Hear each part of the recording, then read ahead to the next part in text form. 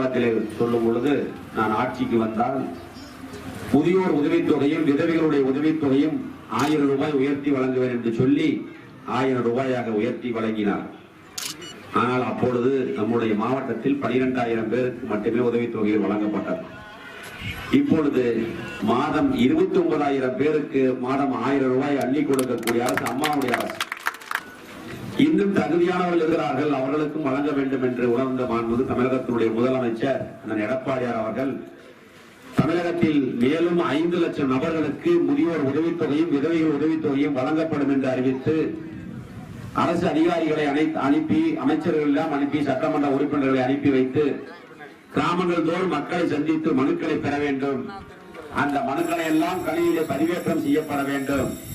அந்த மனுக்கள் மீது எடுக்கப்பட்ட நடவடிக்கை என்ன என்பதை அவர்களுக்கு தெரிவிக்க வேண்டும் என்று உத்தரவிட்டிருக்கிறார்கள். அதற்காக நாங்கள் கிட்டத்தட்ட 1 வார காலமாக எல்லா பகுதிகளிலும், எல்லா தாலுகாக்களிலும் அங்கங்கே இருக்கக்கூடிய அரசு அதிகாரிகள் நிர்வாகிகளோடு சேர்ந்து அந்த மனுக்களை பெறக்கூடிய நிகழ்ச்சி சிறப்பாக நடைபெற்றுக் கொண்டிருக்கிறது. அமைச்சர் ஆனவுடனே முதல் கையெழுத்தாக மாதந்தோறும் 1,80,00,000 குடும்ப அட்டைகளுக்கு 20 கிலோ விலையில் அரிசி வழங்கக்கூடிய கையெழுத்தை முதல் கையெழுத்தாக இட்ட முதலமைச்சர் புரட்சித் தலைவி அம்மா அவர்கள். வேற எந்த மாநிலத்திலும் இல்லை.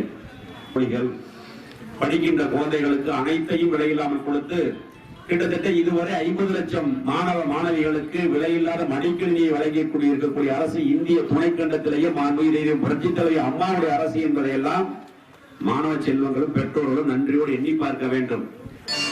கோயில் நிலம் என்று சொல்லி அந்த நிலங்களிலே குடியிருப்பவர்களுக்கு மின்சார இணைப்பு பெற முடியாத ஒரு சூழ்நிலை, அதை பட்டா வாங்க முடியாத ஒரு சூழ்நிலை, அதிலே புதிய கட்டிடம் கட்ட முடியவில்லை போன்ற பிரச்சனைகள் இருக்கிறது. இது கரூர் மாவட்டத்தில் நிறைய பேருக்கு அந்த பிரச்சனை இருக்கிறது. இதற்காக ஒரு 10 பேர் வந்தார்கள். அவர்களை மாண்புமிகு முதலமைச்சரிடத்தில் அழைத்து சென்று ஏழை எளிய மக்கள் குடியிருக்கக்கூடிய இடங்களிலே இந்த இனாம் அபாலிஷன் ஆக்ட் என்ற இனாம் ஒழிப்பு சட்டத்தின் கீழ் பட்டா மாறுதல் செய்யப்பட்டிருக்கிறது, அவர்கள் பாதிக்காத வகையில் நடவடிக்கைகள் எடுக்க வேண்டும் என்று மாண்புமிகு முதலமைச்சரிடத்தில் கோரிக்கை வைத்திருக்கிறோம்.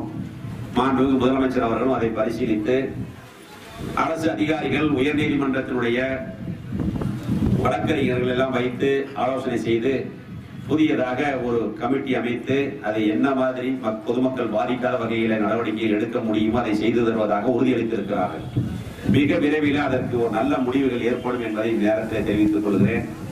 இது வெங்கமேட்டில் மட்டுமல்ல, தமிழகத்தில் அனைத்து பகுதியிலும் இருக்கிறது.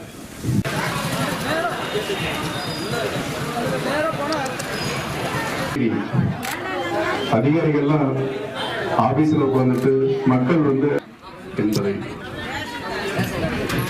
அந்த வழியில் நடந்து வருகிறது. அதற்கு நமது மண்ணின் அடையாளம் கட்டப்பட்டு நான் தமிழ்நாட்டுக்கு அறிமுகமான நான் எவ்வளோ என்ன வண்டி, கவர்மெண்ட் வண்டி, ஒரு குக்கிராமங்கள், அதாவது சென்னையினுடைய டவுன் மட்டும் இல்லை, அவுட்ருக்கு மிகைங்கிற வார்த்தைக்கு ஒரு எடுத்துக்காட்டு நம்ம அமைச்சர் தான்.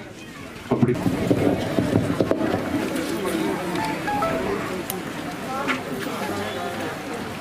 ஜின்னா அவர்களே, மணிவாசன் அவர்களே, ரகுபதி அவர்களே, பயாஜுதீன் அவர்களே, அன்சாரி அவர்களே, சேரன் பரன் மற்றும்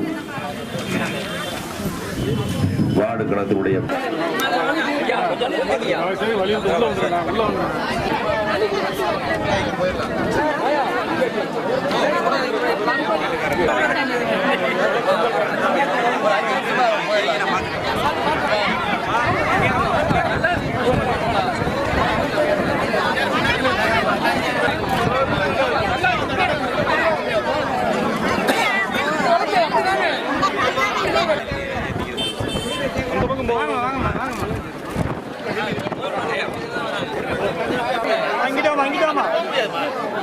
சுத்தி ஒரு பக்கம் அங்க போக போறோம்.